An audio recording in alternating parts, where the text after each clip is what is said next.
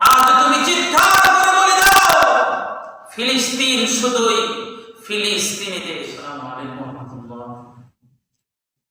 গাজা অধিবাসী সহ বিশ্বের সমস্ত দেশগুলোতেই কম বেশি মুসলমানরা নির্যাতন হচ্ছে।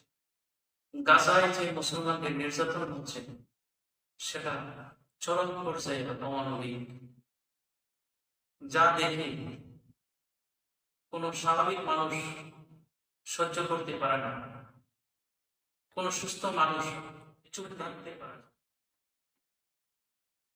এই বিষয়ে আরিফ আজাদ ভাইয়ের একটি কবিতা আমি আবৃত্তি করছি প্রতিবাদ স্বরূপ।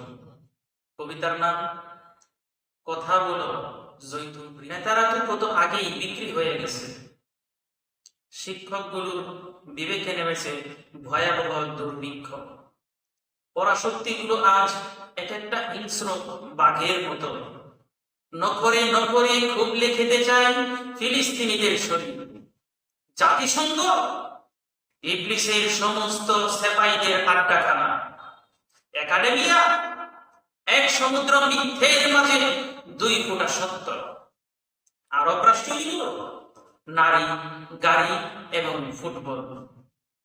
ফিলিস্তিনিদের ভূমি শুধু ফিলিস্তিনিদের, তাতে আর কারো ভাগ নেই, অংশ নেই। এই কথাটুকু সমুচ্চ স্বরে বলার মতো দুনিয়াতে নেই আর কেউ অবশিষ্ট। হে জৈতুন বৃক্ষ, তোমার শেকড়ের মতোই তো প্রাচীন ফিলিস্তিনিরা। এই ভূমিতে ওরাই তোমার আদিম প্রতিবেশী। আজ এই নিশ্চুপতার সময়ে বিবেক আর ইনসাফের অকাল প্রয়াণ লগ্নে আমাদের নেতাদের, শিক্ষকদের, সমাজের মাতাদের মিথ্যেকে আপন করে নেওয়ার এই শৈল্পিক যুগে আজ তুমি কথা বলো, হে জৈতুন বৃক্ষ। তুমি চিৎকার করে বলে দাও, ফিলিস্তিন শুধুই ফিলিস্তিনিদের। আজ তুমি চিৎকার করে বলে দাও, ফিলিস্তিন শুধুই ফিলিস্তিনিদের।